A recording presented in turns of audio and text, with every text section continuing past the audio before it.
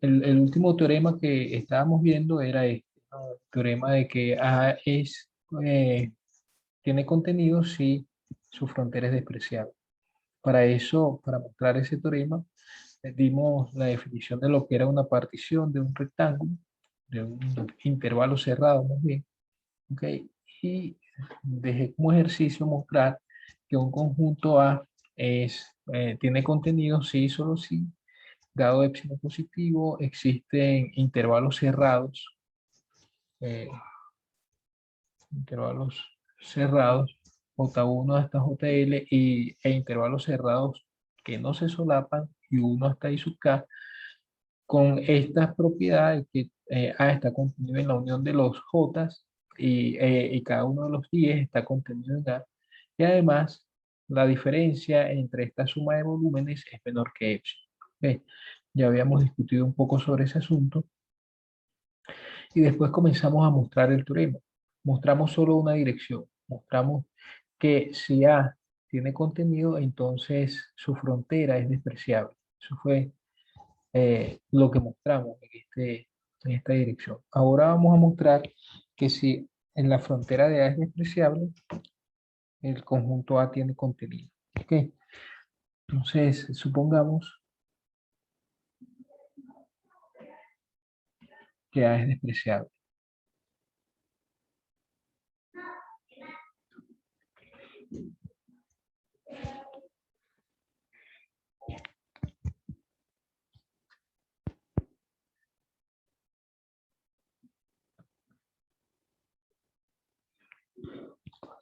Gracias al ejercicio, debido al ejercicio, eh, a ver, lo que debemos mostrar, sí, lo que debemos mostrar es que existen eh, estos intervalos. Vamos a ver, voy a copiar todo esto porque esto es lo que vamos a mostrar. Profe, disculpe, quizá podría repetir la última partecita de la demostración anterior, Sí, por favor. bueno, vamos a ir desde el principio. Teníamos que si A tenía contenido, eh, por definición, yo sé que dado un epsilon positivo existen intervalos cerrados y 1 hasta I sub K. Estos intervalos, por cierto, los I1 hasta I sub K son intervalos que no se solapan. Ok, aquí debí decir eh, intervalos que no se solapan.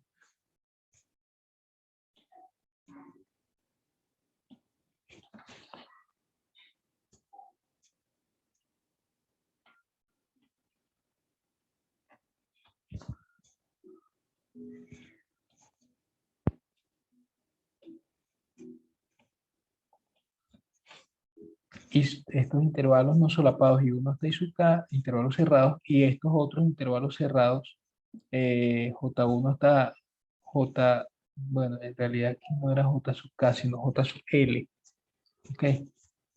Hasta J sub L, así lo habíamos colocado en la definición. Fíjense que en la definición, si nos vamos arriba de la definición, era así, ¿no? De J1 hasta J sub L. Estoy manteniendo la notación, pues, lo que quiero, que satisfacen un y dos de la definición. ¿Ok? Ahora tomamos una partición del rectángulo R, tomamos, el R era un intervalo cerrado que contenía el conjunto A. ¿Ok? Tomamos una partición de este intervalo cerrado con la propiedad de que K y su I, cada uno de estos, se puede escribir como la unión de intervalos cerrados en la partición. Eso es lo que yo decía acá. En cada uno de los elementos y su 1 y sub 2 hasta I sub K se puede escribir como unión de elementos de esta partición. ¿Ok? Y de la misma forma para esto. ¿Ok? Para J sub 1 hasta J sub L se escribe como unión la, de los elementos de la partición. Entonces, la idea era tomar los elementos de la partición P que, digamos, me permitían escribir los ISUIs, y de manera que los elementos de R1 hasta R Q que yo estoy tomando en la partición P son tales que ellos están contenidos en la unión de todos los IES. ¿Ok? Porque, bueno, lo que pasa es que habíamos tomado los elementos de la partición de tal manera que ellos, eh, cada uno de los ISUI se podía escribir como unión de elementos de esta partición. Ok, eso lo podíamos hacer. Entonces, todos los elementos de la partición que me permitieron hacer eso son los que estoy tomando acá. Esos son los que estoy llamando R1 hasta R-Q. Y el resto, lo que quedan, los demás elementos de la partición, ¿ok?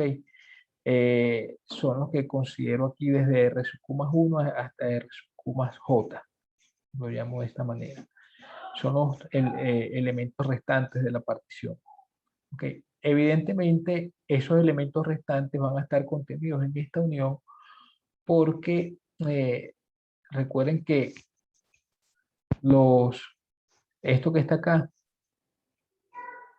se escribían como uniones de los elementos de la partición. ¿Okay? Lo que pasa es que puede ser que algunos de los que tomé acá están fuera, digamos, son parte de lo que yo había tomado para poder escribir alguno de los J como unión de los elementos de la partición P. De manera que los que están quedando van a estar contenidos en esta unión. ¿Okay? Recuerden que estos J además son intervalos que cuya unión cubre a todo A. Bueno, la cuestión al final, más allá de eso, es la siguiente, que esto cubre a todo A, estos que están acá, los que,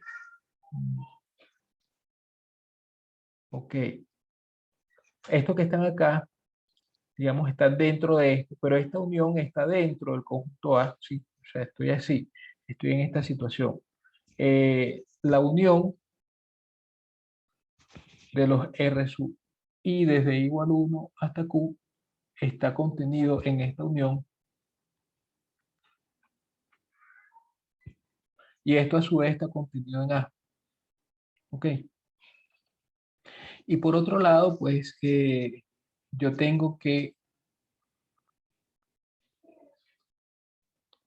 los restantes elementos de la partición, con esto, cubren a todo R. ¿Ok? O sea, R, el rectángulo que cubre A, porque el rectángulo que habíamos tomado, R, era de tal manera que cubría A, está cubierto por la unión de todos los elementos de la partición.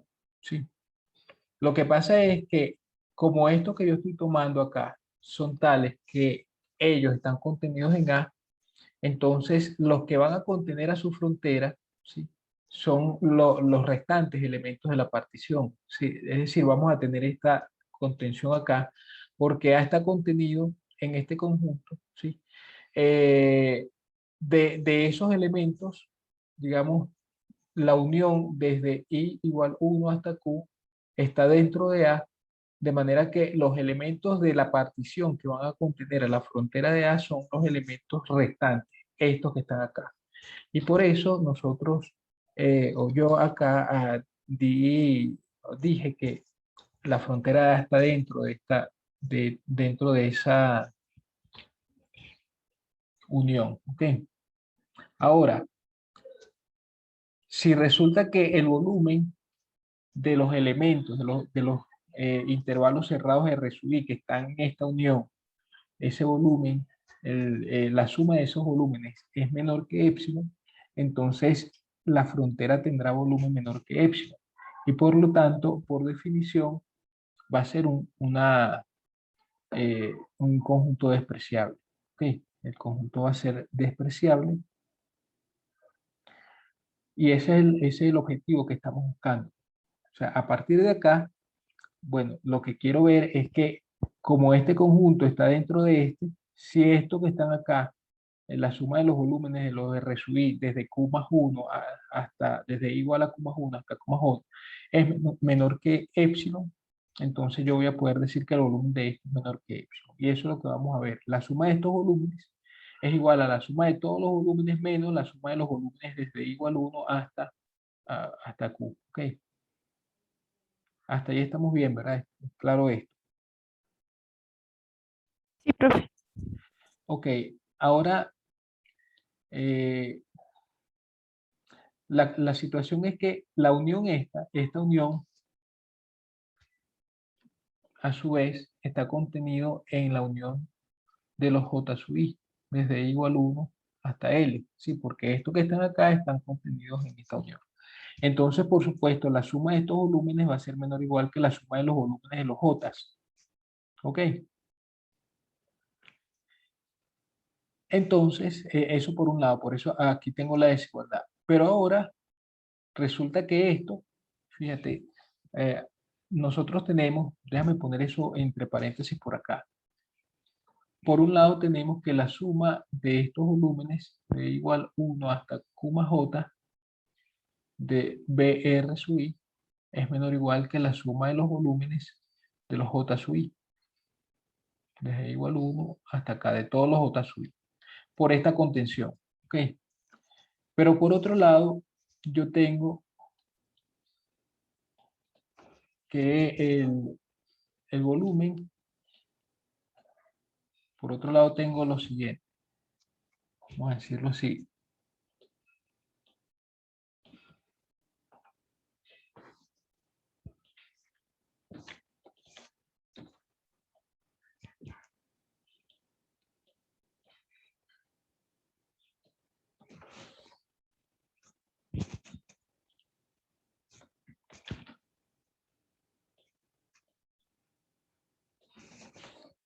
Como ocurre esto, a partir de esta contención se tiene esto.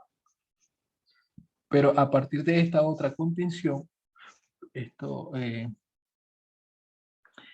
estos R sub 1 hasta R sub Q están contenidos, todos ellos están contenidos en esta unión. Entonces, su unión, la unión de R sub I desde I igual 1 hasta Q, está contenido en la suma, pero en la suma no, en la unión de los J.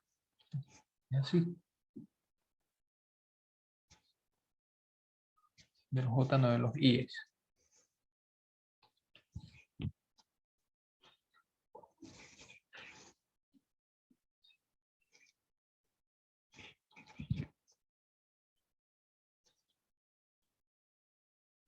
Entonces, como se tiene esto,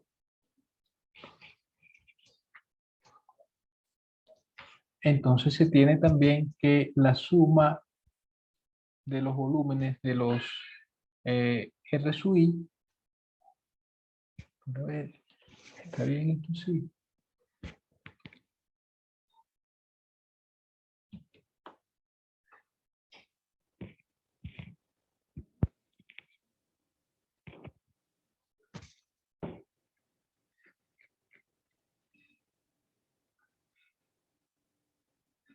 Ah, no, yo había dicho lo siguiente, más bien lo que pasa es que aquí estos son iguales.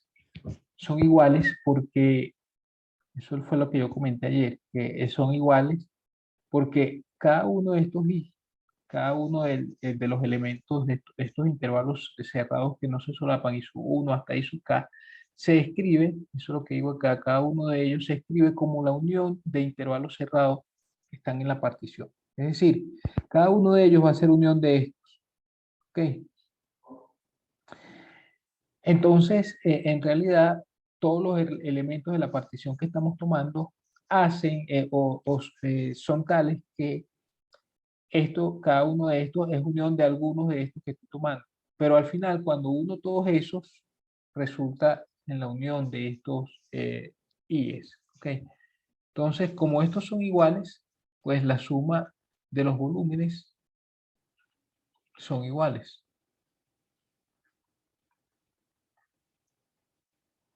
¿Ok? Entonces, también si le coloco un menos, van a seguir siendo iguales. De manera que a esta desigualdad que está acá, yo le resto en ambos lados o le sumo en ambos lados el mismo valor, ¿sí? Que es el valor, esta suma o esta suma, solamente que esta suma se la coloco aquí en el lado izquierdo y esta otra se la coloco aquí en el lado derecho y entonces queda esto menor o igual que esto. ¿Está claro eso? Ya, profe, sí. Hasta ahí queda bien, ¿no? Ok. Pero después la situación es que, voy a poner eso en otro paréntesis por acá. La situación es que esta suma, la suma de los volúmenes, gracias, esto por 1, la suma de estos volúmenes es menor que el volumen de A más epsilon, ¿sí? Eso es por la parte 1 de la definición. No, perdón, por la parte 2 más bien, es decir, por 2 tengo esto, ¿ok? Esto es por 2. Y por 1, lo que se tiene en cambio es que el volumen de A menos epsilon es menor que la suma de los volúmenes de los i's. Aquí va desde 1 hasta acá y aquí desde 1 hasta L. ¿Ok? Entonces, claro, si tienes esta desigualdad, que está acá, cuando la multiplicas por menos 1, es lo mismo que decir menos esta suma menor que epsilon menos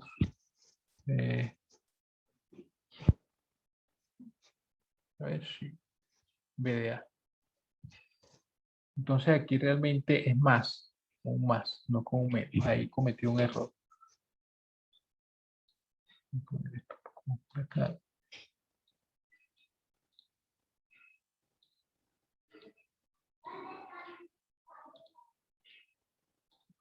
¿Está de acuerdo con esta? O sea, de esto que está acá, de la segunda desigualdad se obtiene la tercera.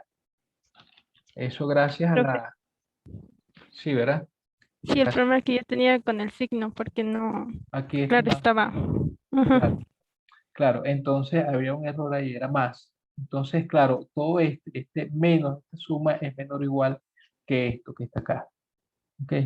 Y claro, cuando tú haces esto, se, se van los volúmenes de A y queda 2 epsilon. En realidad, uno pudo haber colocado aquí epsilon medios y acá epsilon medios, acá epsilon medios, de manera que esto se convertía en epsilon medios, todos estos, ¿no?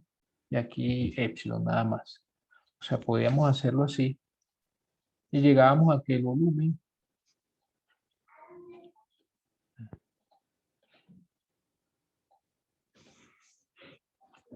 de en la frontera de A es menor que epsilon para todo epsilon positivo, con lo cual la frontera va a ser despreciable. ¿Ok? Porque fíjense que en la definición de un conjunto despreciable habíamos visto, ¿dónde que está eso? Acá. Yo dejé como ejercicio mostrar que el conjunto es despreciable si y solo si existe unos intervalos cerrados cuya unión contiene a esto, al conjunto y cuya suma de volumen es menor que eso. Eso es precisamente lo que está pasando acá. Estamos con unos intervalos R sub I. Bueno, en realidad aquí podríamos decir de una vez que el volumen es cero de la frontera, porque lo que está pasando es que hemos conseguido unos intervalos que son estos, ¿ok? Cerrados, cuya unión contiene la frontera de A y cuya suma de volúmenes es más pequeña que epsilon. Eso es lo que aquí quedó como ejercicio, ¿no? Que si pasaba eso, entonces el conjunto era despreciable. Y si el conjunto es despreciable, pasa eso. Es una equivalencia. ¿Ok? Entonces tenemos que el conjunto frontera de A efectivamente es un conjunto despreciable. Ok, bueno, aclarado ese punto, vamos a mostrar la otra dirección.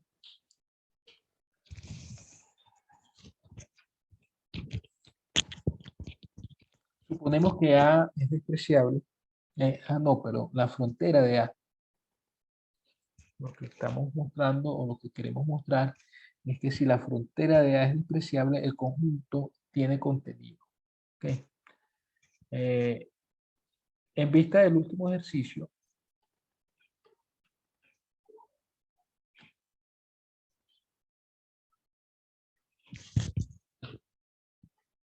lo que tenemos que hacer es mostrar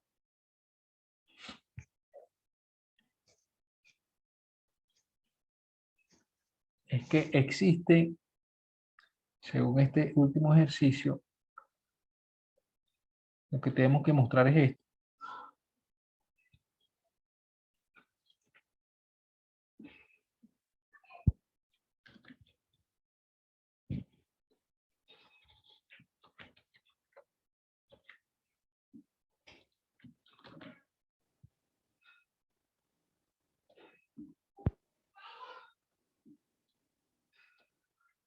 Que existen intervalos cerrados, J sub 1 hasta J sub L, con la propiedad de que, primero, ellos no se solapan, perdón, y los que no se solapan son los I sub 1 hasta I sub K, intervalos cerrados también, que cumplen esto y que además cumplen esto. Okay. Eso es lo que hay que mostrar. Entonces, básicamente lo que tenemos que hacer es conseguir estos intervalos. Okay. Más aún,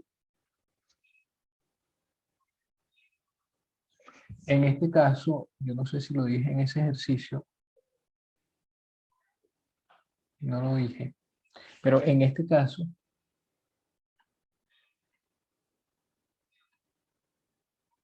tenemos que el volumen de A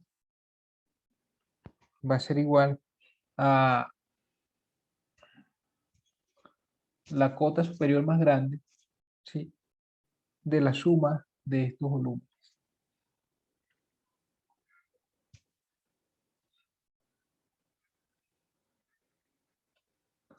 O la cota superior más pequeña de la suma de los volúmenes que están por debajo, de los volúmenes de los intervalos cerrados que están por debajo. Es decir, aquí estamos hablando del supremo y aquí estamos hablando del ínfimo. Ok, es lo mismo. La cota inferior del lower, no, mentira, aquí estamos hablando, es al revés. Aquí estamos hablando del supremo y del ínfimo. La cota inferior más grande es el ínfimo y la cota superior más pequeña es el supremo. Ok. Bueno.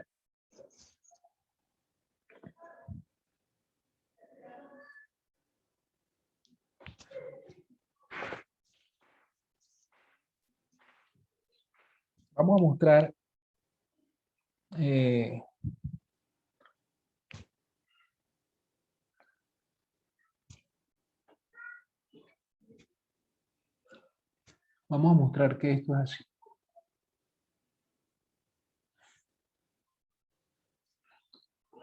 Por definición, o más bien por el ejercicio que estaba justo después de la definición, ¿sí?, nosotros sabemos que gracias a que la frontera de A es despreciable, existen unos intervalos, ¿ok?, J1 hasta JL con esta propiedad.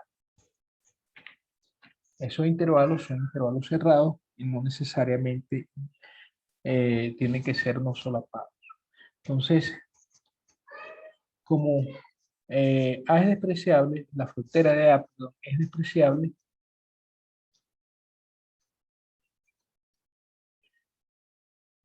sabemos que existen intervalos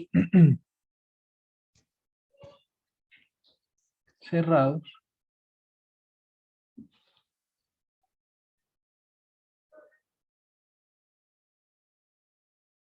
Pero a esos intervalos cerrados le vamos a llamar R sub 1 hasta R sub L. Okay, no vamos a tener, no le vamos a llamar cota.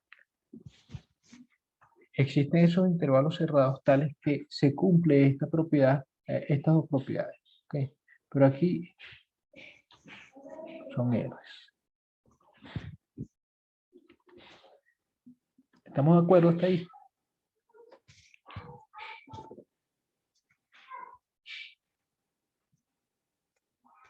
Sí, profe. Bueno, entonces vamos a considerar una partición P del mismo rectángulo R.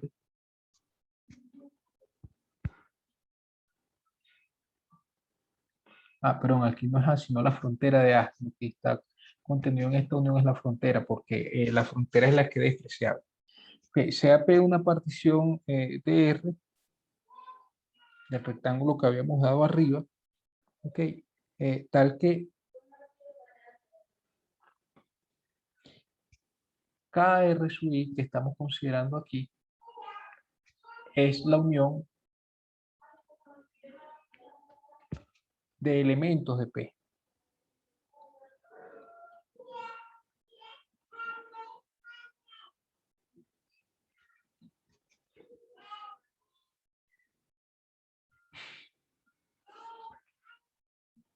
Ahora,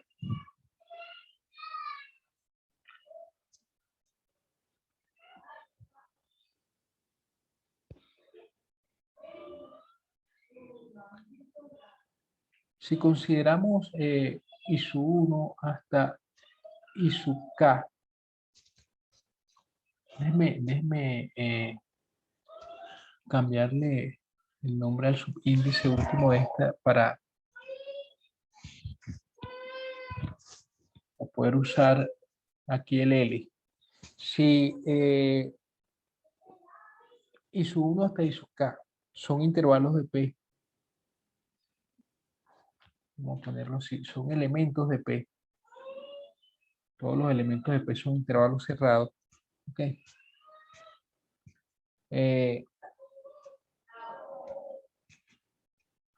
Tal es que la unión de todos estos, ¿sí? O más bien, bueno, es lo mismo, pero vamos a ponerlo así. Cada uno de ellos está contenido en A. ¿Ok? Y J sub 1 hasta J sub L también son elementos de P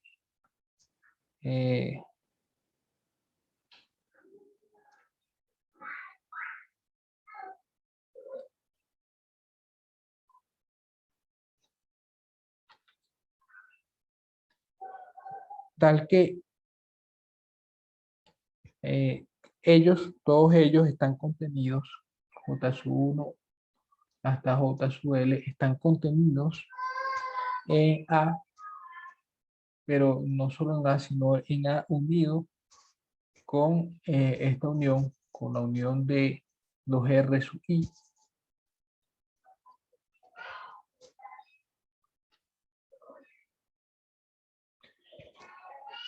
Entonces resulta que A está contenido en la unión de todos estos.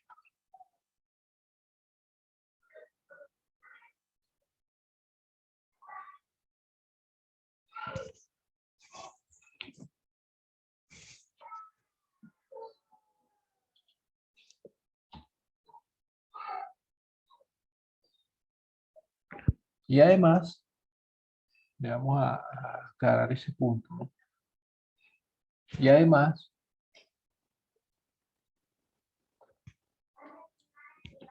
la unión desde I igual 1 hasta L de J sub I menos la unión desde igual 1 hasta acá de los I sub I está contenido en la unión de todos los R sub I desde 1 hasta P. Bueno, vamos a ver eso, ¿no?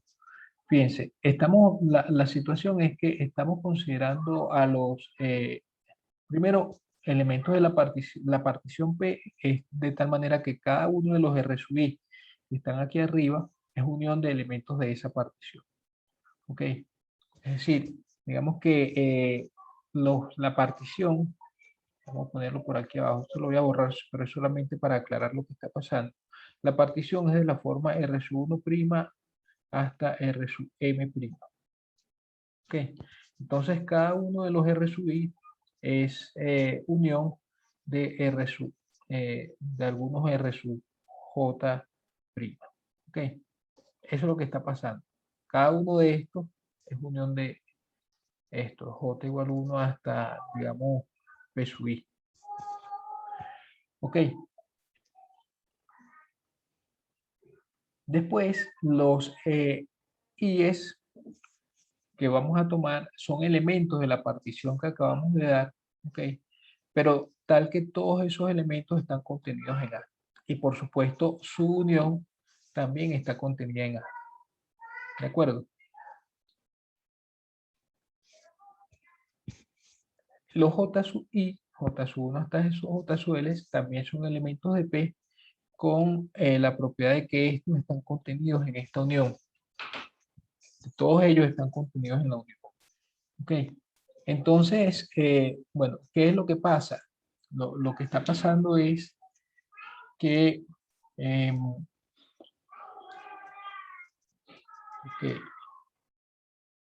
quiero ver que todos los elementos de A son elementos de esta unión. Primero, queremos ver que se cumple esto. ¿Ok? Y también que se cumple esto otro.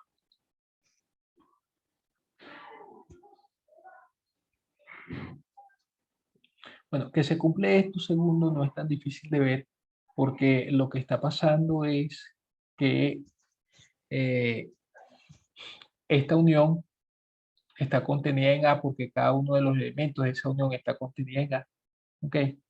Y esta que está acá, bueno, esta unión está contenida en esta otra unión. ¿Ok? De manera que si a esta unión yo le quito cosas que están en A, lo que está quedando va a quedar aquí. ¿Ok? Eso es lo que está pasando. Va a quedar dentro de esto que está acá. Recuerden que esta unión contiene a la frontera de A. ¿Ok? Los elementos de A pueden ser también elementos de la frontera, pero lo cierto es que esta unión de los R sub I, desde igual 1 hasta P, contiene a elementos de A que están en la frontera, que si es que A tiene elementos en la frontera, y contiene también elementos que están, digamos, cerca de la frontera, por decirlo de alguna forma, ¿ok? Entonces, cuando yo le quito a la unión de los J, la unión de los I, lo que estoy haciendo es quitarle puntos que están dentro de A, ¿ok? Pero ni siquiera están en la frontera de A. De manera que, eh, como todos estos están en esta unión, necesariamente al quitarle los que están dentro de a esta unión, lo que va a quedar son elementos que están dentro de este otro conjunto. ¿Ok? ¿Sí está claro eso? Bueno, quizás hay que escribir un poco más, pero yo no quiero escribir más de lo necesario. Pero está claro que así debe ser esto, ¿no? Esta segunda contención.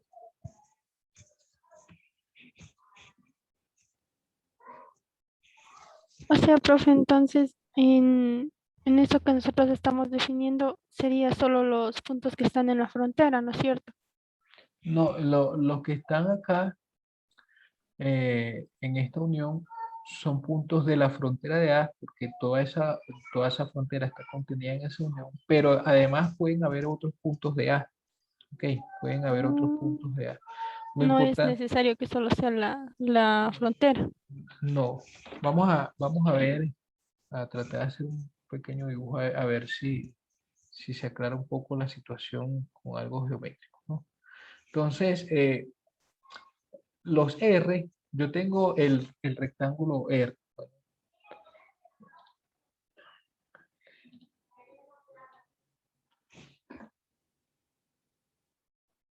Este es mi rectángulo R.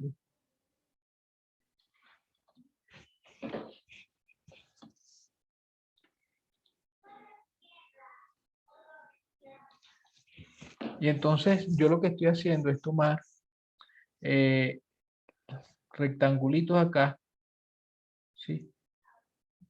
Bueno, ellos pueden solaparse, en realidad, no importa. Ok. Tal que, bueno, la unión de todos esos contiene la frontera de A. Esto es A y esta es la frontera de A. ¿Sí? Puede pasar que esos rectángulos contengan puntos también que están dentro de A. ¿Ok? Los elementos IES, los IES son en cambio rectángulos que están por acá dentro. Estos son los IES. ISO 1, ISO 2, ISO 3. Están aquí adentro. Entonces, lo que está pasando es que, claro, los J son elementos. Fíjense, una cosa importante acerca de estos J, para que pueda satisfacer, eso no lo dije ahí, pero ya lo voy a escribir, lo voy a decir también, para que se satisfaga esta condición 2 de los conjuntos que tienen contenido, ¿verdad? Los J tienen que ser tal que esta unión queda esté contenida en la unión. ¿Ok? Entonces, los J que yo estoy considerando en la partición, fíjense que tanto los I como los J son elementos de la partición. Los J que estoy considerando en la partición son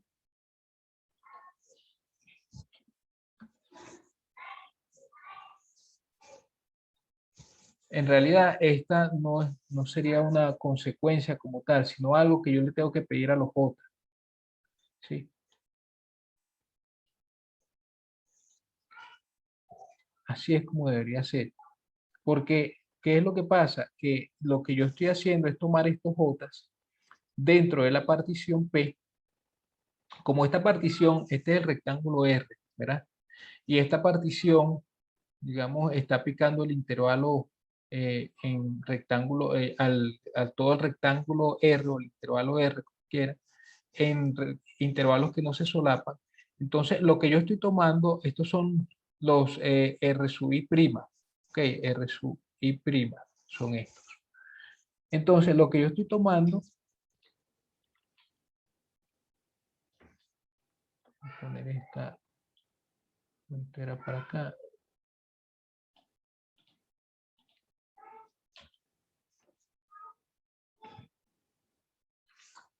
Los J que yo estoy tomando son elementos de la partición, pero que tienen que cubrir a todo el conjunto A.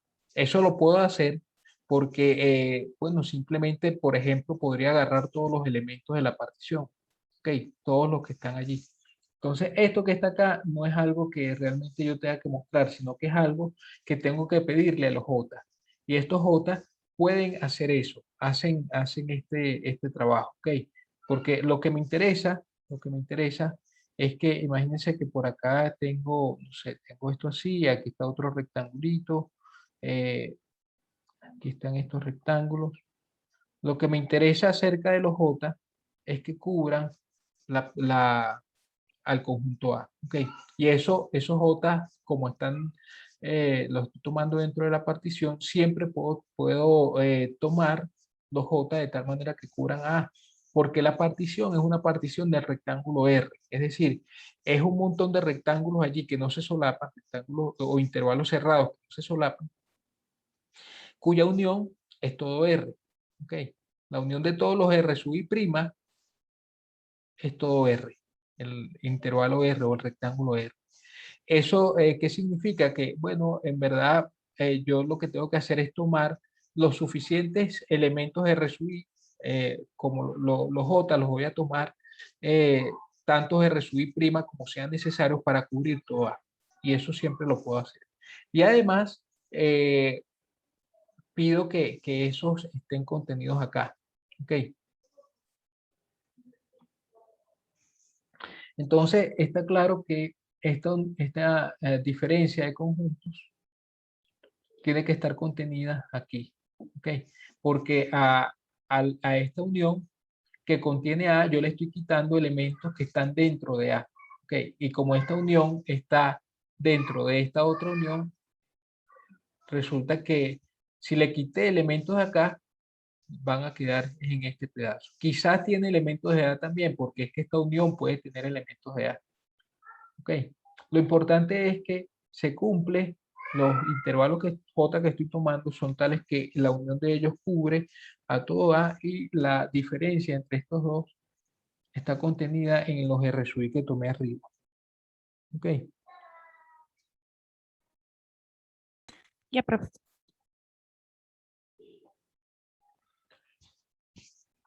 Bueno, entonces, eh,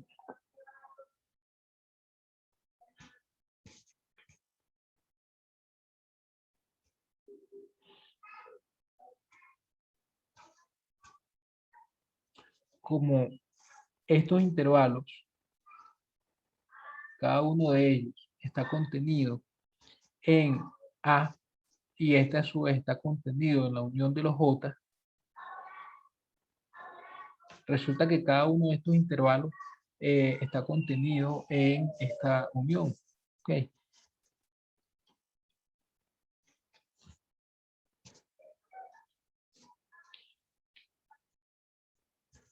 Como esto pasa, podemos concluir que la diferencia de estos volúmenes, estas sumas de volúmenes,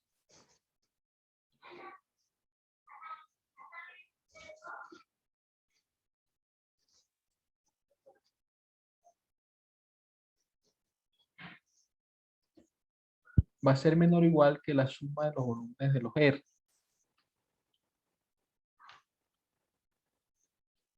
Pero es que esto,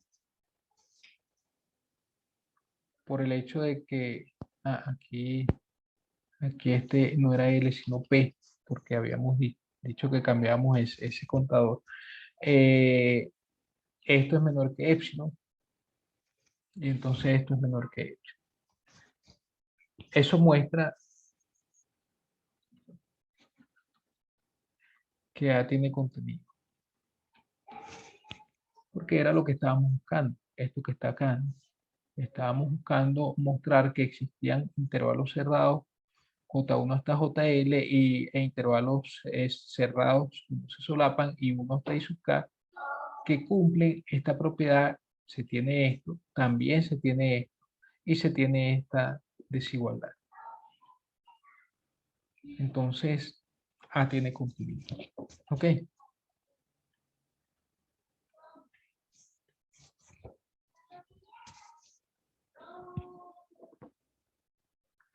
Como una consecuencia inmediata de este resultado, tenemos lo siguiente. La intersección,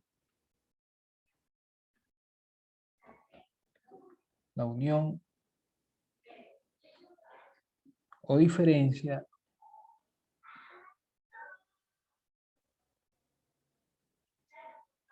de dos conjuntos que tienen contenido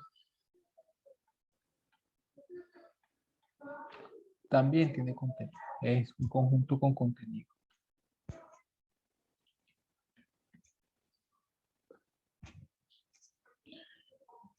¿Por qué esto es un corolario? Bueno, porque es una consecuencia inmediata. Por lo siguiente, fíjense. Por ejemplo, bueno, vamos a considerar A y B conjuntos que tienen contenido. ¿Sí? Entonces lo que ocurre es que, por ejemplo, A unión B, ¿sí? Cuando usted le toma la frontera a A unión B, esto está contenido en la frontera de A unido con la frontera de B. ¿Sí? ¿Por qué? Esa es una pregunta que yo quiero que ustedes contesten. O sea, que lo contesten analíticamente, porque geométricamente, digamos, yo tengo este conjunto A, este conjunto B. Geométricamente es evidente que esto es así. Esta es la frontera de A. Ok.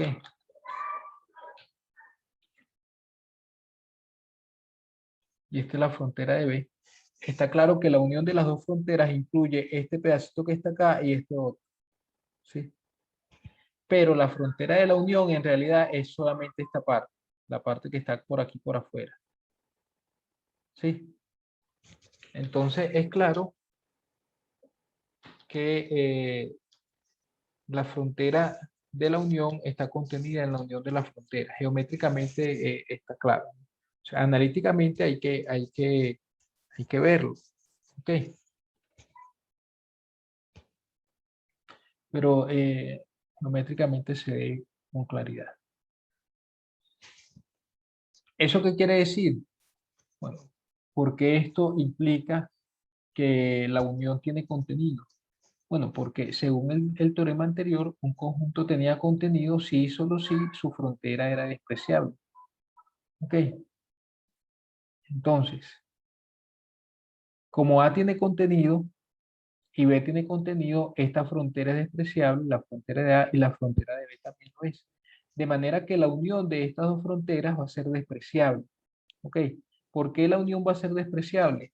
Bueno, porque es evidente que el volumen de la frontera de A unido con la frontera de B es menor o igual que el volumen de la frontera de A más el volumen de la frontera de B. Pero resulta que este cero, por supuesto esto es mayor o igual que cero, este es cero porque la frontera de A es despreciable y esto es cero porque la frontera de B es despreciable. Entonces a este le toca hacer cero también. ¿Ok? Y eso quiere decir que la unión de estos dos es despreciable. Pero como la unión de los dos es despreciable, bueno, de hecho creo que yo había comentado un ejercicio antes.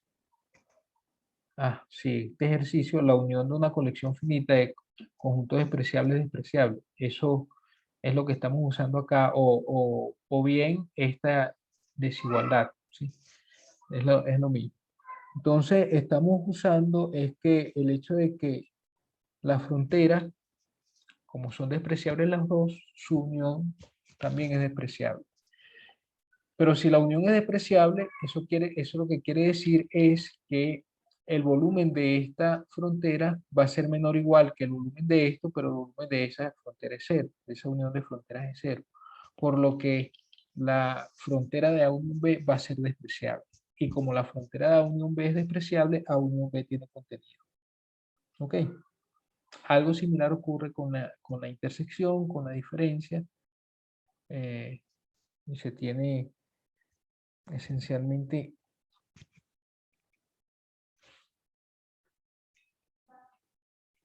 vamos a concluir esta demostración así, como entonces, como la frontera de A y la frontera de B unida es despreciable, me voy a preguntar aquí por qué.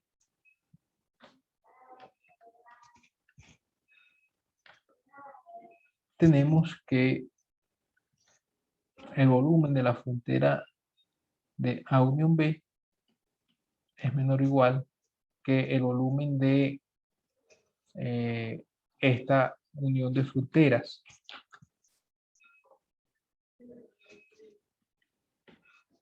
que es cero, lo que implica que este también tiene volumen cero. Es decir, la frontera de la unión es despreciable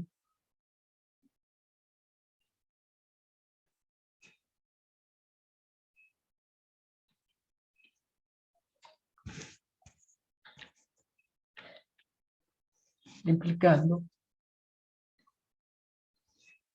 que la unión de A y B tiene contenido.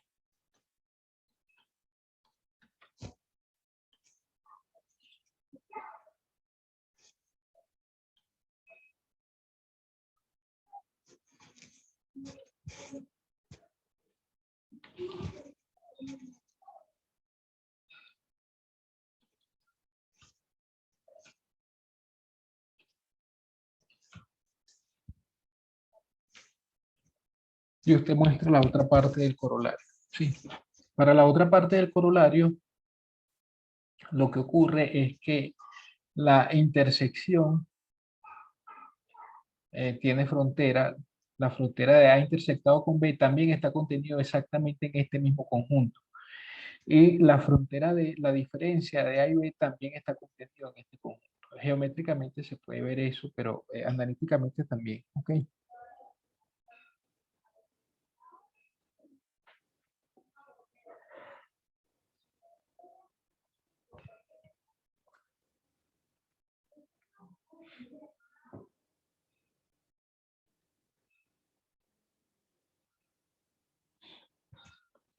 Vamos a hacer un ejemplo acá.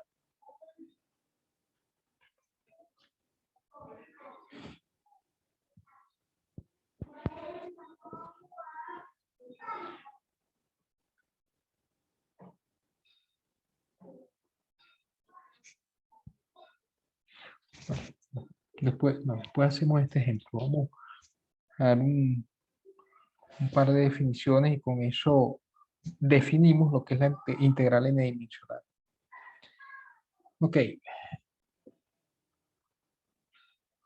si nosotros recordamos lo que pasó con la integral unidimensional, después de hablar del área y las propiedades de área, para definir lo que era la integral definida, primero damos o dimos esta definición de un conjunto ordenado. Ok, vamos a hacer exactamente lo mismo, pero ahora en el caso n-dimensional.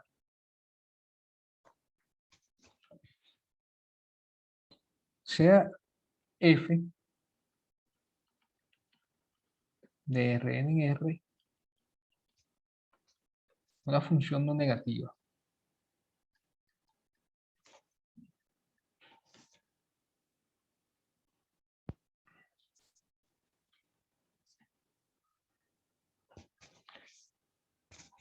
El conjunto ordenado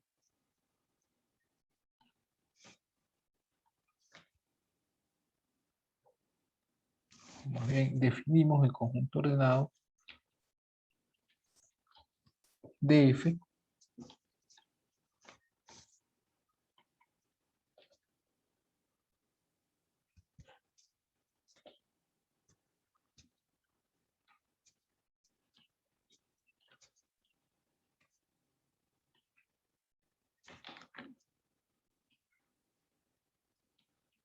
lo vamos a denotar de esta manera.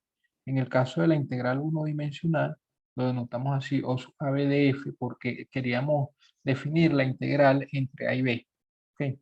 Aquí la situación es distinta, ya no va a ser una integración sobre un intervalo, porque por supuesto, bueno, vamos sobre intervalos cerrados en R, sí podemos hacer, ¿ok?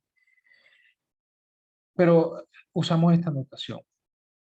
Es el conjunto de los elementos en Rn más 1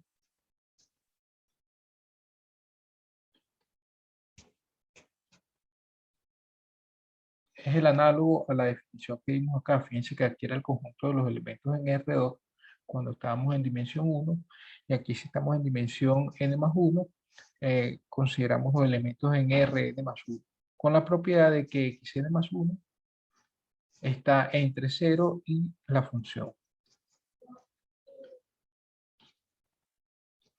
¿Okay?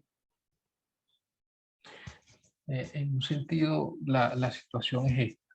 Vamos a tratar de hacer un dibujo para esto.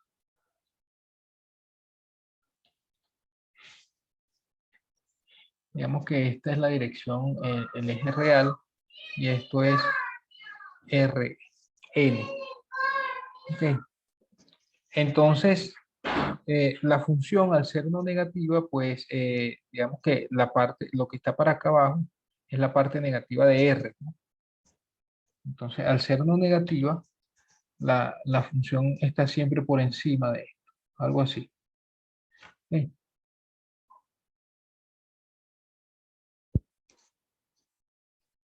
Esto que está acá es O sub F. Es básicamente lo que está por debajo de la gráfica de la función.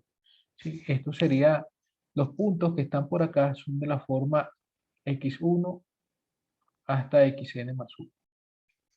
Son puntos que están en Rn más 1. Fíjense que este producto cartesiano de Rn con R es Rn más 1. Entonces, son puntos que están allí, y los puntos que estamos considerando, ¿sí? Los puntos sobre la gráfica son así, y los puntos que estamos considerando son los puntos que están por debajo, que tienen una altura menor a este valor, a f. ¿Sí? Bueno, en realidad este punto sería así. Como está sobre la gráfica, la última coordenada del punto debe ser de esta forma. Entonces, los puntos que yo considero son puntos que están por acá, de la forma x1 hasta xn más 1, y este xn más 1 es más pequeño que f de x1 hasta xn. Es lo que dice aquí. ¿Ok? Está por encima de 0, está aquí arriba, encima de este, digamos, de la parte positiva de R, pero por debajo de la gráfica de la función. ¿Sí? Es una situación similar a la que tenemos en el caso de funciones de una variable cuya gráfica está en R2. Deme un minuto, por favor.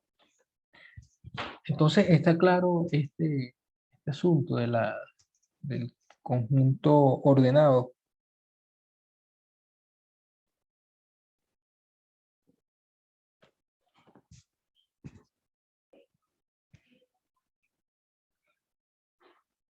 Bien, vamos a dar otra Profe, definición. no sé si le puedo volver a explicar tal vez.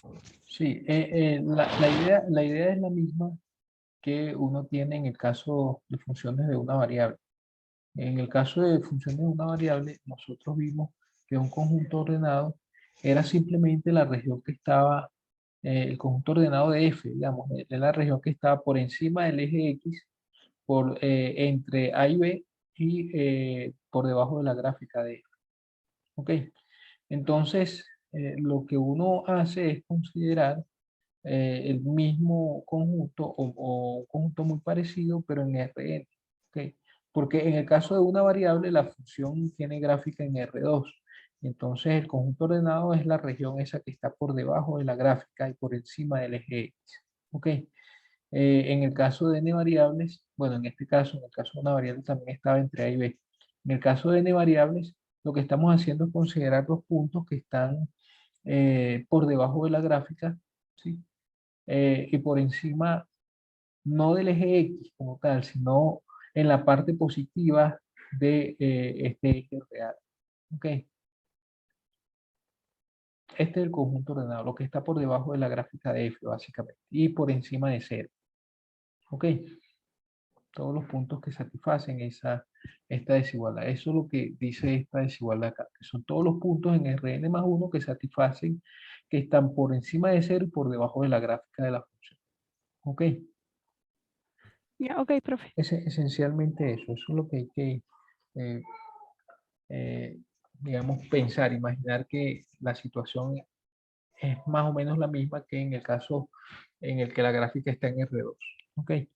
Bien, ahora vamos a definir lo que es una función acotada, aunque yo creo que esto ya lo hemos hecho en algún momento, pues entonces lo recordamos. Decimos que f, una función que va de Rn en R, es acotada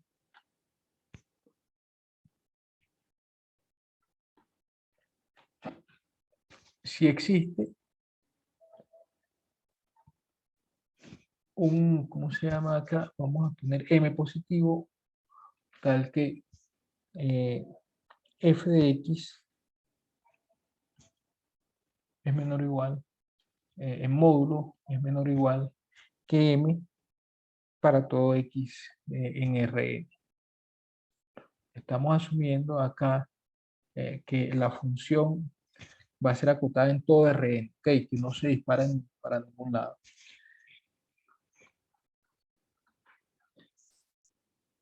Y definimos una función, el soporte de una función. Okay. Decimos que f, también de Rn en R, tiene soporte acotado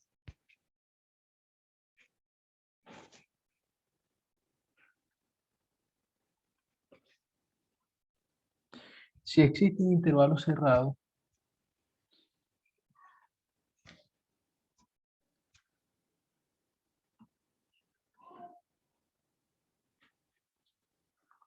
y en Rn, tal que f vale 0 fuera de ese intervalo cerrado.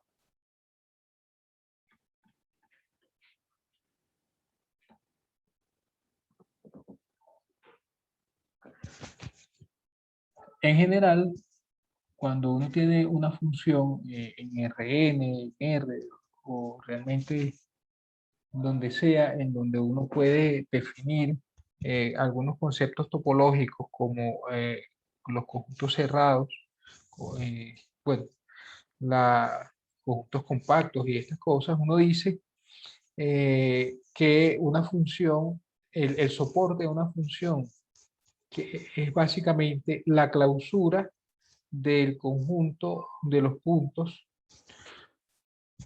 El soporte de una función es la clausura del conjunto de puntos en donde X no se anula.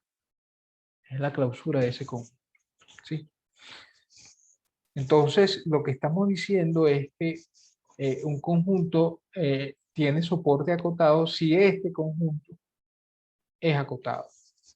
¿Ok? Básicamente eso. Cuando pedimos que exista un intervalo eh, para el cual la función se anula fuera del conjunto de este intervalo cerrado, lo que estamos pidiendo es que el soporte de la función sea acotado. Por eso decimos que la función tiene soporte acotado aquí. ¿Ok?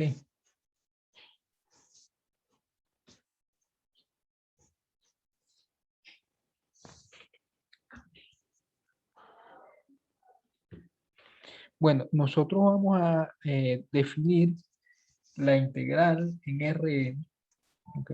Solo para funciones con soporte acotado y funciones acotadas con soporte acotado. Entonces, eh,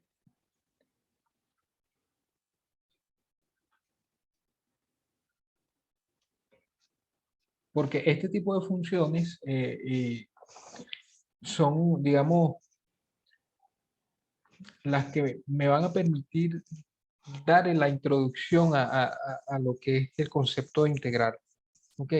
Ya después, cuando la función no sea agotada o el conjunto en donde ella se anula, o en donde ella no se anula, no es acotado, eh, lo que resulta es que uno obtiene integrales impropias, ¿ok? Como las integrales impropias en una sola variable. Y ya ese es otro tema. Vamos a restringir la definición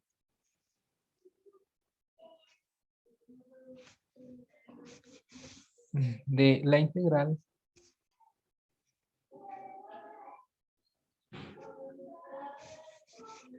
en Rn a este tipo de funciones.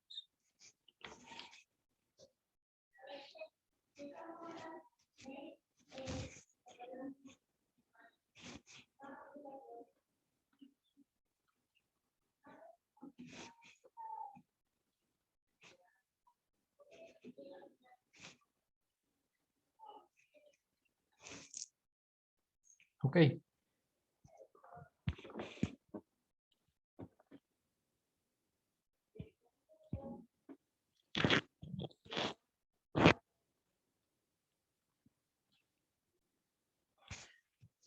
Igual que antes, podemos comenzar la definición de la integral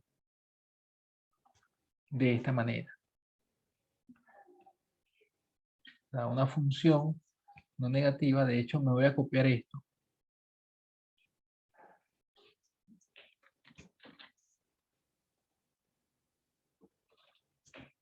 Es más, incluso podemos definir de una vez la integral de una función cualquiera, no de una función no negativa, sino de una función cualquiera, así, usando la parte positiva y la parte negativa de la función. ¿Sí? Vamos a hacer eso. Fíjense. Por supuesto acá la función que estamos considerando es una función de Rn en R. ¿Ok? La integral que vamos a considerar es una integral que ya no vamos a denotar de esta manera porque no es una integral sobre un intervalo, sino que simplemente la vamos a denotar así. La integral de f, ya. ¿Ok? Esto en realidad lo que va a significar es la integral sobre todo Rn. ¿Ok? Lo que estamos haciendo es, bueno, de hecho, déjenme.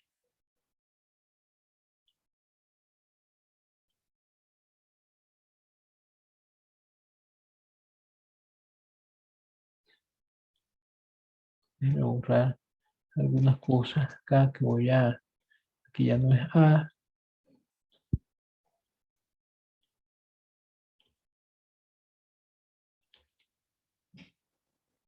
sino volumen.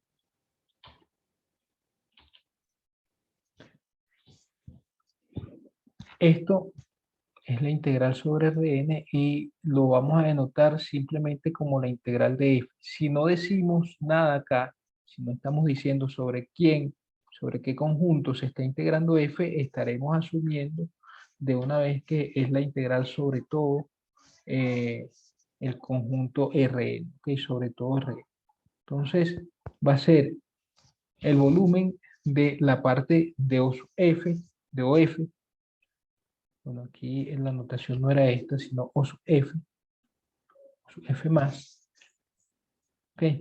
Menos el volumen de O sub F menos. Aquí sería O sub F menos. Ya vamos a decir acá a quién correspondería, perdón.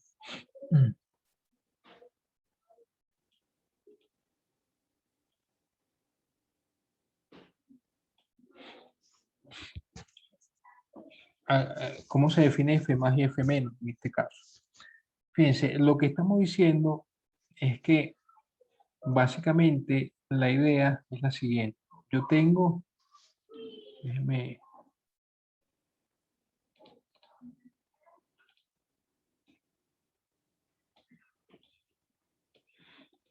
por aquí está Rn, por aquí está R. Entonces, la idea es que la función es una cosa así, que no sé cómo exactamente, pero digamos que esto es O sub F más, junto con esto también forma parte de O sub F más, y este es O sub F menos. ¿Ok? Bueno, en realidad ese no es O sub F menos, porque lo que va a pasar es que esta parte que está acá se pasa para arriba y esto sería O sub F menos. ¿Sí? O sea, esto que está acá, abajo de la parte negativa del eje real, se elimina. Esta parte se va a eliminar. Y entonces, O sub F más, eh, O sub F menos va a ser esto. Y este O sub F más, junto con esto. Ok, ya vamos a ver por qué. Bien, aquí las funciones F más, parte positiva y negativa, son así. F más de X no es más que el máximo entre 0 y f de x, y f menos es el máximo entre 0 y menos f de x. Es la misma definición que dimos en el caso de la integral en una variable.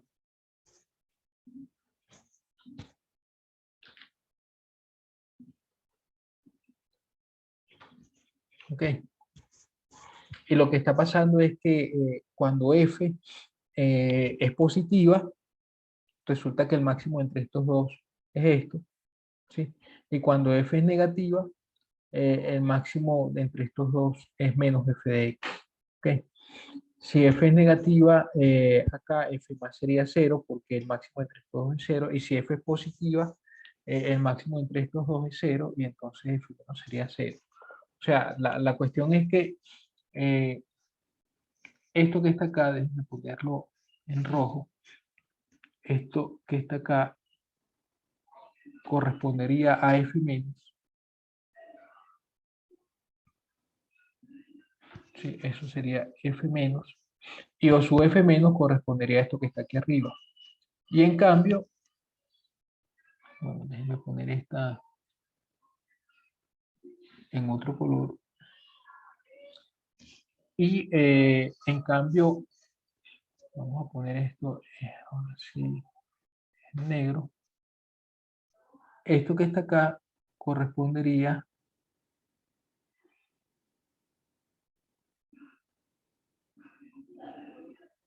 a f más.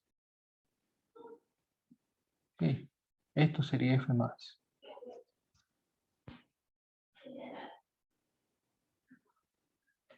Esto en negro es f más. Y lo que está aquí sería lo f o f más. ¿Queda claro esto? Es parecido a lo que habíamos hecho acá, ¿no? Con este ejemplo. Aquí teníamos f. Esto correspondía a f más, que sería nada más la parte positiva. Y cuando era negativa, entonces decíamos que era 0.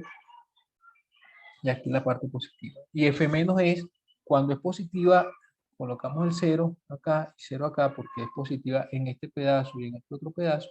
Y cuando es negativa, en este pedazo lo pasamos para arriba. ¿Okay? Es exactamente la misma situación, solamente que estamos en Rn más 1. La gráfica está en Rn más 1. ¿Ok? Sí, profe. Bien.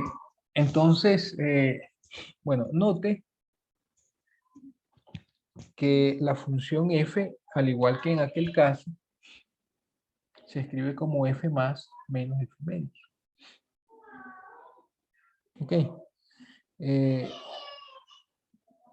Y esa es la razón por la que esto que está acá se define, la integral de f sobre Rn se define como el volumen de O su f más menos el volumen de O su f menos. ¿Ok? Debido a que f se escribe de esta manera. Así la definimos. Es una definición que estamos dando para la integral n-dimensional y es evidente que esta definición es la generalización de esta definición que dimos acá en el caso de funciones de una sola variable. ¿Okay? Entonces, las integrales de una sola variable pues, van a ser casos particulares de integrales en n variables. ¿Okay? El caso particular cuando n vale 1. Entonces, estamos efectivamente generalizando el concepto de integral en una variable. ¿Okay? Ahora, ¿qué pasa? Esto que está acá, como les había comentado, es la integral sobre Rn. Pero ¿qué pasa si lo que yo quiero hacer ahora es integrar no sobre Rn, sino integrar sobre un conjunto particular? ¿Okay? La pregunta es, ¿qué necesitamos hacer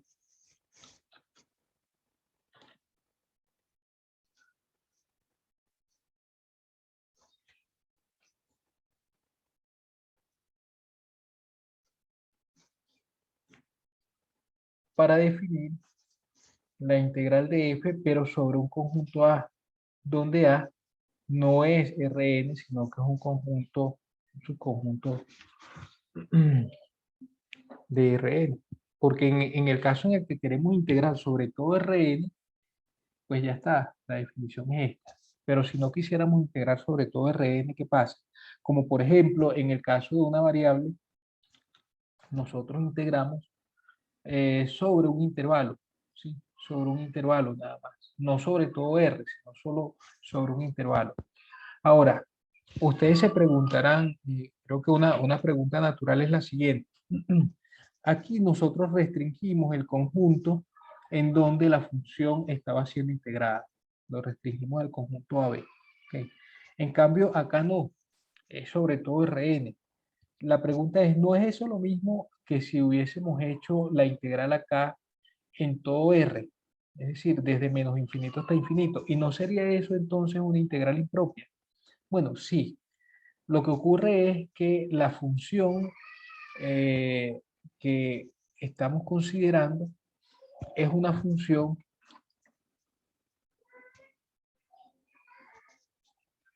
acotada con soporte acotado. Entonces, en realidad aquí, la función que vamos a decir que la integral que vamos a definir no es para funciones continuas, sino funciones acotadas con soporte acotado. ¿Ok? Entonces,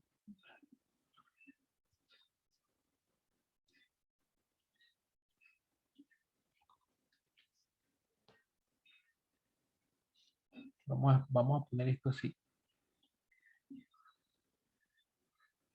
Ah, pero déjeme hacerle espacio a esto para escribir. Vamos a definir la integral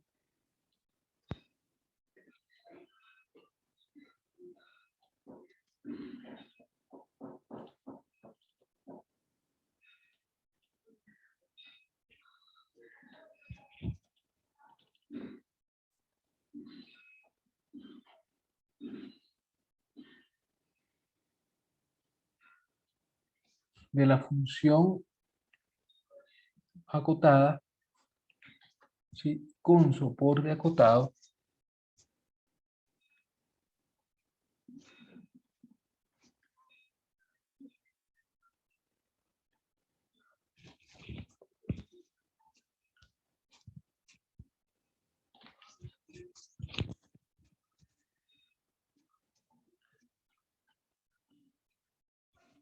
f de Rn en R de esta manera. ¿Ok? Ahora, ¿por qué hago la acotación de que la función es acotar y con soporte acotado? Bueno, el hecho de que tenga soporte acotado, bueno, primero que ella es acotada, no se dispara, no es una función que tiene un techo, no va más allá de cierto valor. Y después que tenga soporte acotado, lo que ocurre con este soporte es que fuera va a existir un intervalo cerrado, tal que fuera de ese intervalo la función vale cero. Y entonces, en realidad, esta integral no va a ser sobre todo Rn, sino que va a ser sobre el conjunto, el soporte de la función, un conjunto que está contenido dentro de I. Y en verdad, lo que está pasando acá es que esta integral no es una integral propia.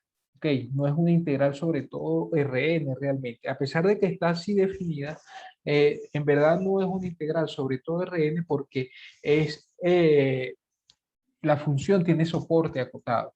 De manera que el conjunto que está para los puntos que están fuera de ese soporte o fuera de este intervalo cerrado que contiene el soporte, ¿okay? No me interesa ese conjunto. Ese lo desprecio porque lo que pasa en esa parte, en ese conjunto, es que la función vale cero y no contribuye en nada a, es decir, en esto que vimos aquí de la función f más y f menos, está claro que fuera de ese conjunto vamos a tener cero y O sub f va a tener volumen cero. No va a contribuir en nada para esta integral. ¿Queda claro eso? Es decir, no es una integral impropia porque el soporte de la función es acotado.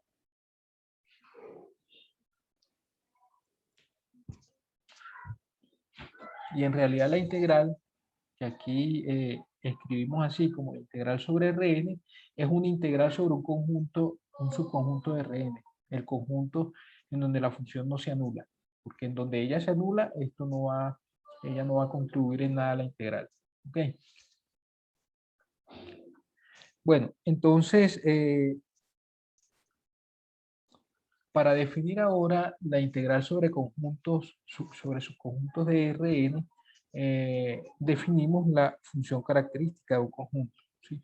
Dado A subconjunto de Rn, definimos la función característica de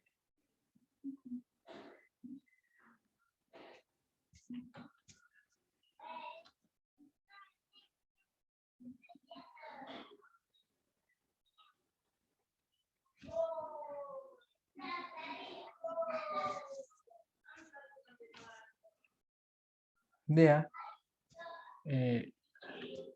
Esa función característica de A se define como phi sub A de X, ¿ok?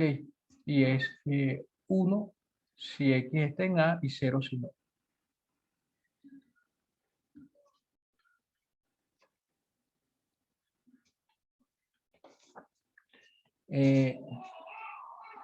Usando esta función característica, entonces definimos la integral de f sobre a de la siguiente manera.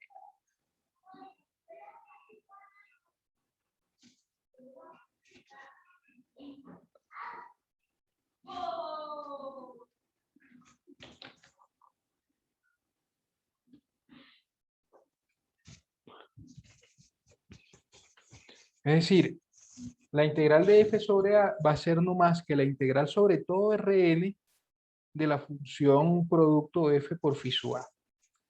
¿Qué es lo que pasa acá? Que al hacer el producto de f con phi sub a, se note que la función producto f con phi sub a evaluado en x va a ser igual a f de x si x está en a y va a ser igual a 0 si x no está en a. De manera que al hacer la integral sobre todo Rn de esta función, realmente lo que estoy haciendo es considerar solamente los puntos que están en A, porque los que están fuera de A no contribuyen en nada a la integral tampoco. ¿Queda claro? Sí, profe. Bien.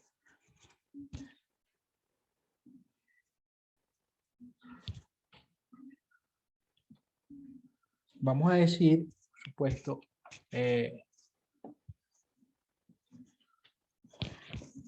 vamos a decir que una función es integrable. Déjame ver acá.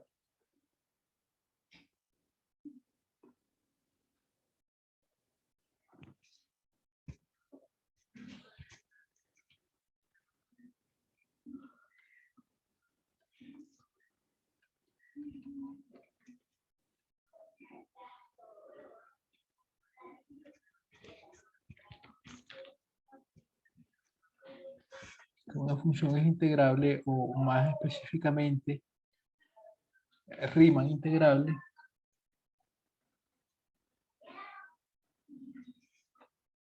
sí, solo si ambos conjuntos o su f más y o su f menos son conjuntos con contenido.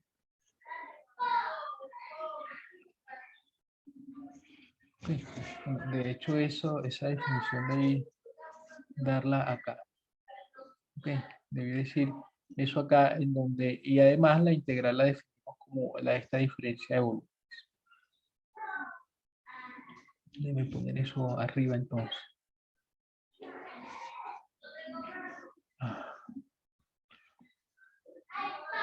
Denme un minuto para arreglar esto, que anda un poco lenta la cosa. Decía que voy a definir esto acá primero. F es Riemann integrable si ambos conjuntos, o su F más y o su F menos, son conjuntos con contenido, en cuyo caso se define la integral de F, de la función que es acotada con soporte acotado F, por esta igualdad. ¿Ok? Pues, para definir lo que es la integral sobre una función, pero sobre un conjunto A, su conjunto de Rn, definimos la función característica y finalmente definimos la integral de f sobre A como la integral de f por phi sub A, por la función característica del conjunto A. ¿Ok? Entonces, como había hecho notar que como la función f por phi sub a es f si x está en a y 0 si x no está en a, entonces al final, cuando yo integro esta función f por phi sub a sobre todo Rn, lo que estoy haciendo es fijarme únicamente en los puntos que están en a, porque los que no están en a, para los que no están en a, la función vale 0. Entonces esos no contribuyen en nada, se desechan, digamos. ¿Ok? Ahora, las propiedades de las funciones integrables son las siguientes.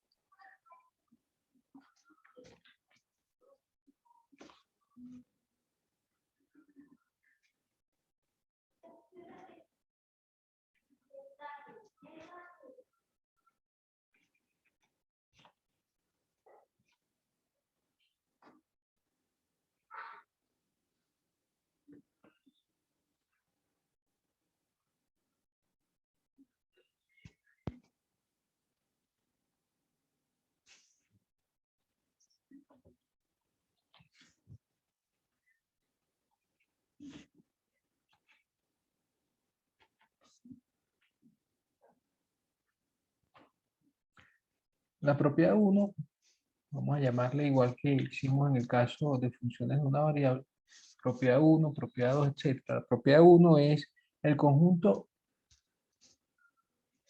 que vamos a llamar I. I bonita, bueno, no tan bonita, de funciones integrables es un espacio vectorial. ¿Qué significa esto? Lo que esto significa es que la suma y producto por escalar de una función, o sea, la suma de cualquier par de funciones integrables es integrable y el producto de una función integrable por cualquier escalar es integrable. Eso es lo que significa esta primera propiedad. ¿Sí? La segunda propiedad es que este mapa, el mapa que es la integral desde el conjunto de funciones integrables en R, es lineal. ¿Esto qué significa? Que la integral de f más g, voy a poner esto, déjenme poner también arriba lo que significaba, lo que estaba en la primera propiedad.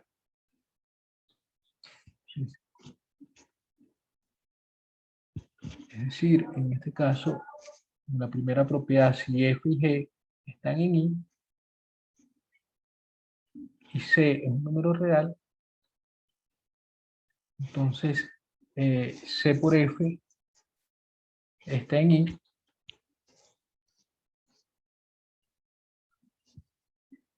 y f más g también está en I. Eso es lo que significa que es un espacio vectorial. Que sea lineal significa que la integral de f más g es igual a la integral de f más la integral de g y la integral de c por f es igual a c por la integral de f. ¿Ok? Siendo c un número real.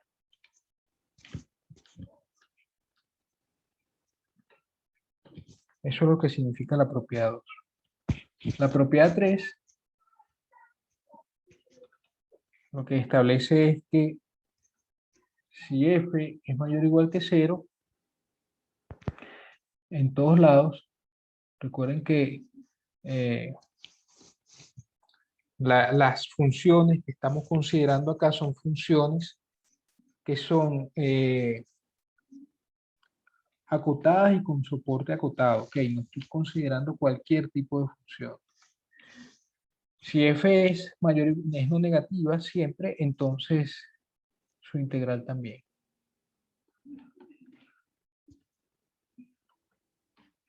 Y la propiedad 4, si A es un conjunto acotado,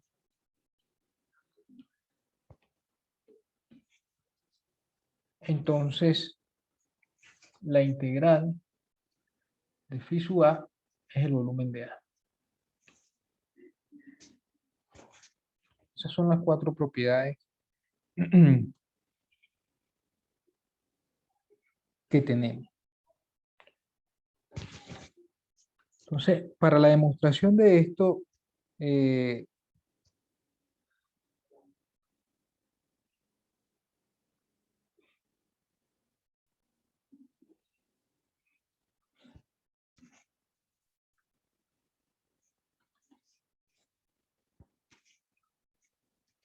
bueno,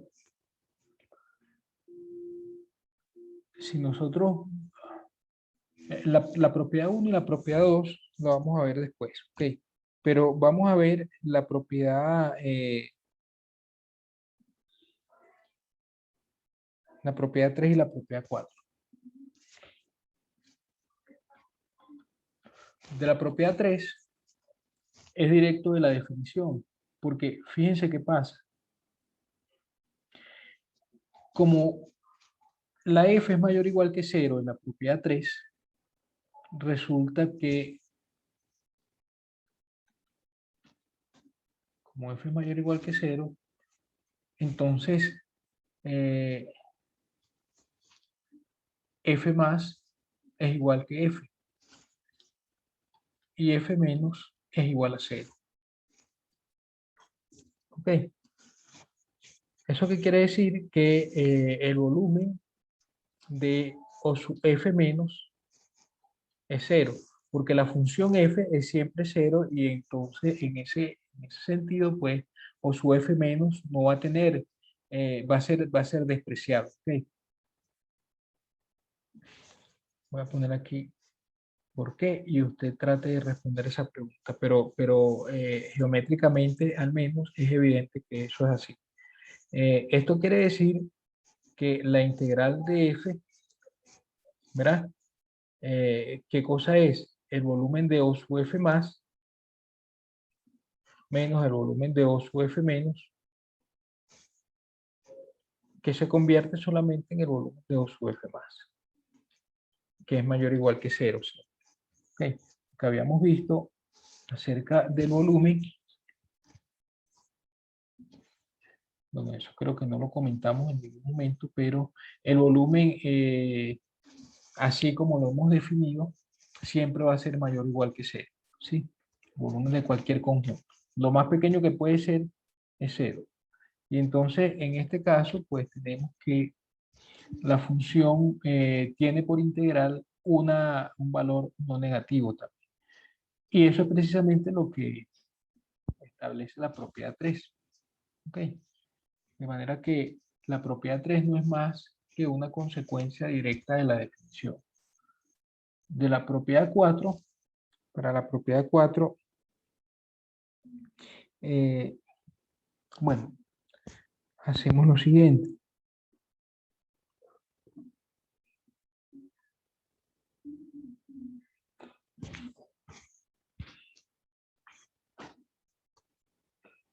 Como A tiene contenido, entonces se cumple la definición de los conjuntos que tienen contenido y existen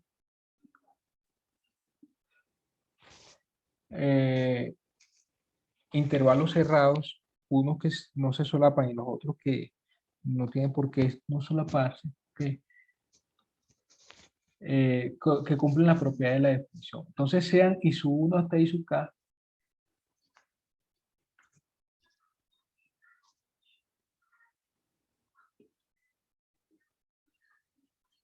intervalos que no se solapan, intervalos cerrados que no se solapan, y J sub 1 hasta J sub L, intervalos cerrados que no tienen por qué no solaparse, tales que I sub 1 hasta I sub k están contenidos todos en A. A está contenido en la unión de los J, de J sub 1 hasta J sub L. Se cumple, bueno, vamos a poner esto en otra fila aquí abajo, se cumple que la suma de los volúmenes de los I's es mayor que el volumen de A menos epsilon, y se cumple que la suma de los volúmenes de los J es menor que el volumen de A más epsilon.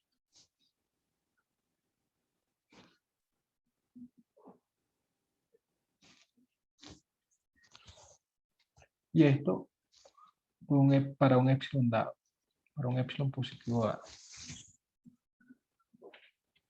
¿Está claro? Existen estos intervalos porque el conjunto A es un conjunto que tiene contenido. ¿De acuerdo? El volumen de este conjunto existe. Entonces, defina ahora lo que queremos ver, eh, en la propiedad 4, vamos a verlo acá, es que el volumen de A se calcula como la integral de phi sub A. ¿Ok? ¿Y quién es la integral de phi sub A? Bueno, por definición, la integral de phi sub A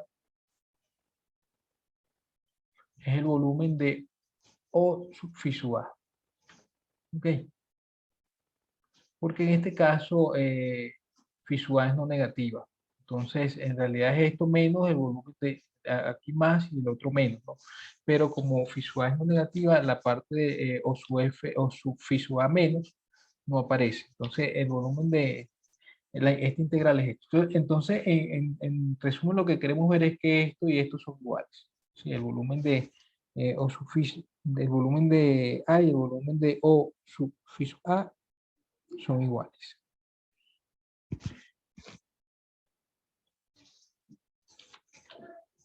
Ahora bien, vamos a definir este conjunto o estos intervalos cerrados y su I' como I sub I, producto cartesiano del intervalo 0,1, ¿sí? Y J sub I' como J sub I con el producto cartesiano con 0,1. Claramente, todos estos, I sub I' y J sub I' son subconjuntos de Rn más 1. Porque estos I sub I hasta los I sub I y los J sub I eran subconjuntos de Rn. Ok, porque A es un subconjunto de Rn. Bueno, vamos a poner eso acá. Estamos hablando de subconjuntos de Rn. Entonces, cuando hago producto cartesiano de estos intervalos cerrados, que son subconjuntos de Rn, porque A es subconjunto de Rn, con el 0,1, eso lo convierte en un intervalo cerrado, pero de Rn más 1. Ok, bueno, note que vamos a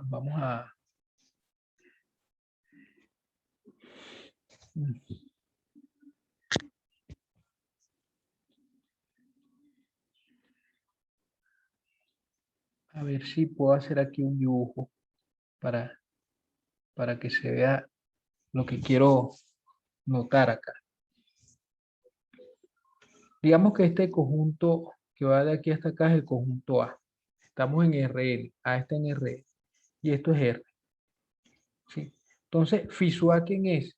Phi sub A vale, vamos a ponerlo en rojo, phi sub A vale 0 fuera de A y vale 1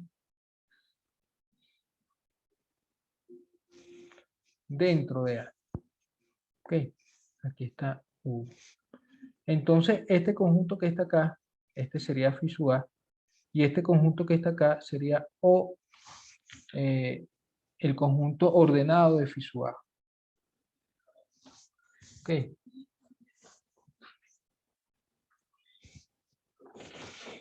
Bueno,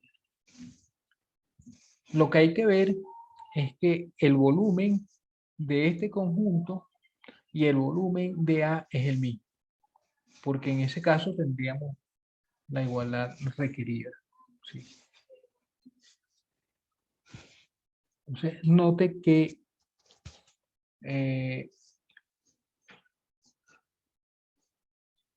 cada uno de los IES y su 1' hasta y su K' son subconjuntos de O sufijo A, ¿sí? Y O sufijo A, por otro lado, está contenida en la unión de los J'.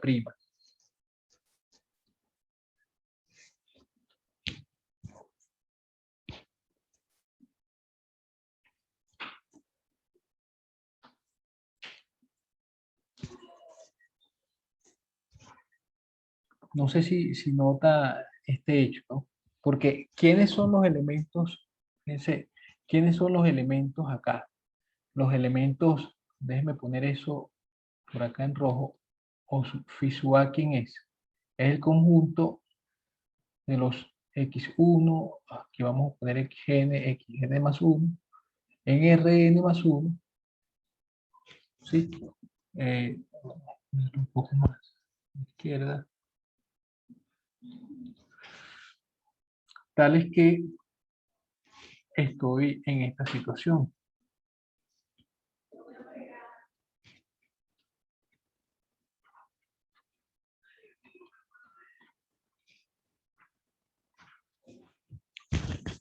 Eso es O fijo A, ¿verdad? El conjunto ordenado de fijo A. Entonces, lo que ocurre es que hay dos posibilidades para esto, 0 o 1. Hay solo dos posibilidades. Si esto fuese 0, entonces estaríamos en esta situación, que es cuando estoy fuera del conjunto A, ¿sí? Y esa parte no va a contribuir en nada al conjunto o fijo A, ¿sí? En realidad no me va a interesar esa parte. Y si fuese 1, estaríamos hablando de los puntos, X. Para que esto sea 1, el X tiene que estar en A primero, ¿sí? Para que fijo A valga 1, fijo A de X valga 1. Y por otro lado, el xn más 1 va a estar entre 0 y 1. De manera que el punto X va a estar aquí y el punto xn más 1 va a estar entre este valor, la parte, el 0 que está acá y el 1 que está acá arriba. Entonces, O sufijo A es este conjunto, como habíamos dicho, pero además resulta que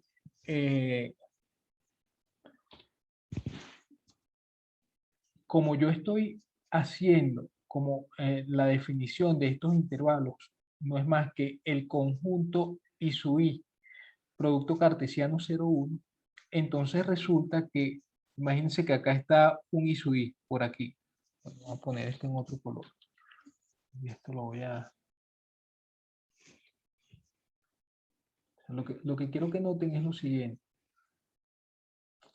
Si yo tengo un I sub, por ejemplo aquí, I sub 1, okay, y su 1 está dentro de A.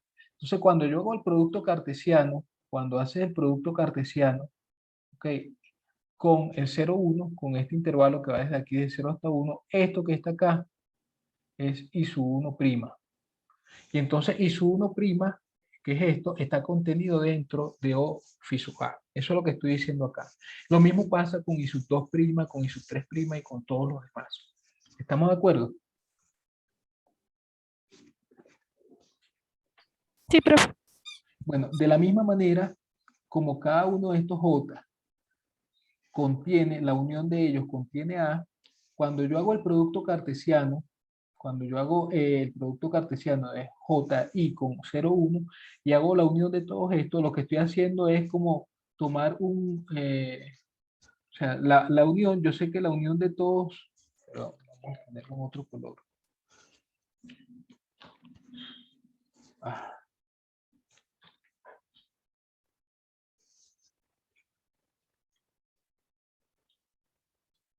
Ok. Yo sé que la unión de todos estos, esto que está acá, digamos, esta parte que está acá, es la unión de los J sub. ¿Okay? Si yo hago el producto cartesiano con 0, 1, entonces estoy obteniendo todo esto. Esto sería la unión de los J sub I prima. Y eso evidentemente contiene a todo el conjunto ordenado. ¿Okay? Eso es lo que estoy diciendo acá. Que noten que se tienen estas dos conclusiones.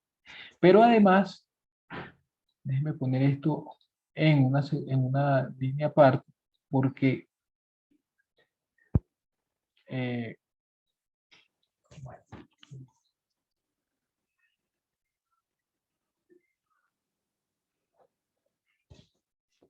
además se tiene lo siguiente. Estos están contenidos en O sufijo A, pero se tiene también que el volumen de estos intervalos I sub I' es igual al volumen de I sub I. Y además entonces el volumen de I sub I' es igual al volumen de I sub I. No sé si eso queda claro, ¿no? Para ir desde uno, déjeme.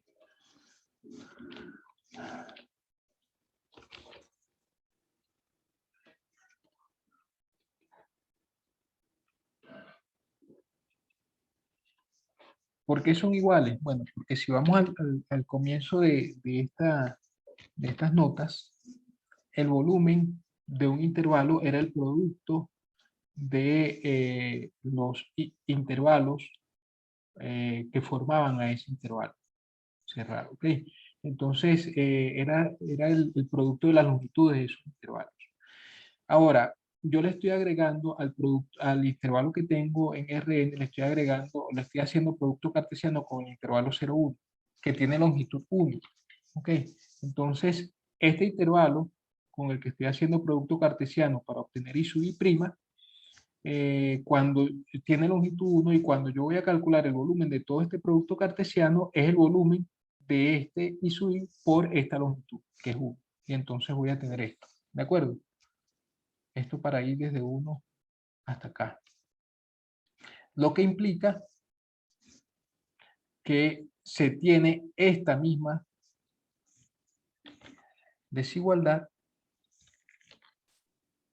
solo que aquí no vamos a poner I, sino que vamos a poner I'. ¿Ok? Porque, bueno, tenemos exactamente lo mismo para B sub I y B de I sub I o B de I sub I'. Ok, para esos volúmenes. Y en el caso de este, también se tiene que los volúmenes de J', de los J' coinciden con los volúmenes de los Ji. Ok, y eso es cierto para ir desde 1, en este caso desde 1 hasta L, lo que implica que se tiene esto mismo que está acá, pero en lugar de J, los J sub I, están los J sub I'. ¿Están de acuerdo con eso? Bien, bueno, entonces, ¿qué significa esto? Esto significa que el volumen de O sufijo A corresponde al volumen de A. ¿Ok? Porque el que está jugando, es decir, aquí lo que hemos mostrado realmente es que este conjunto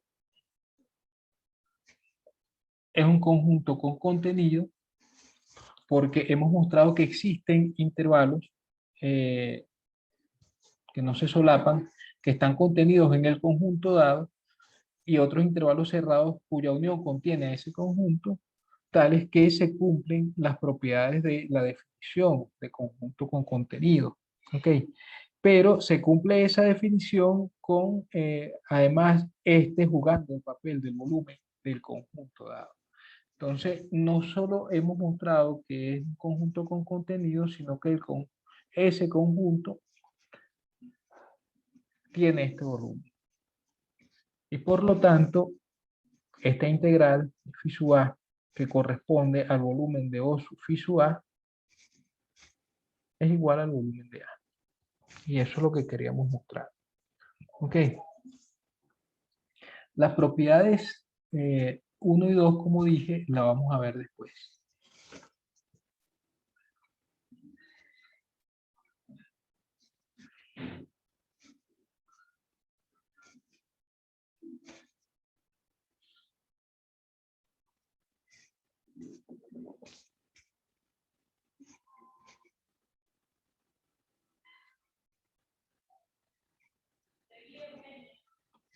Ok.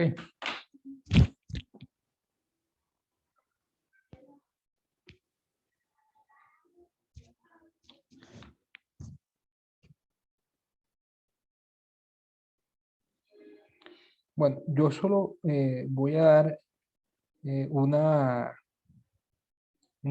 definición más y un resultado que ese no lo vamos a mostrar, ese sí es un poco largo de mostrar, entonces no quisiera tomar demasiado tiempo ahí. Que es el siguiente. Bueno, en verdad, mejor vamos a dejarlo para la próxima clase porque ese, digamos, forma parte de otro pedazo que quisiera que esté todo junto. Ok, entonces no lo voy a poner en este archivo. Pero bueno, por ahora tenemos la definición, ok, de lo que es un conjunto. Bueno, conjuntos no se solapan, un intervalo cerrado, el volumen, un intervalo, el volumen de un conjunto, vamos a decir que tiene contenido y tiene volumen A, eh, volumen B de A. ¿Sí? Eh, Vimos que un conjunto, lo que era un conjunto despreciable, alguna de sus formas y una caracterización suya, que es este ejercicio, también está resultado acerca de la unión de colecciones finitas de conjuntos despreciables y de el hecho de que cualquier subconjunto de un conjunto de despreciables, mostramos que un conjunto despreciable si solo si su frontera es despreciable, eh, pero un conjunto tiene contenido, pero si solo si su frontera es despreciable. También definimos lo que es la integral. Bueno, vemos esto como corolario acerca de la intersección, unión y diferencia de conjuntos con contenido. Okay. Vimos la definición de lo que es el conjunto ordenado.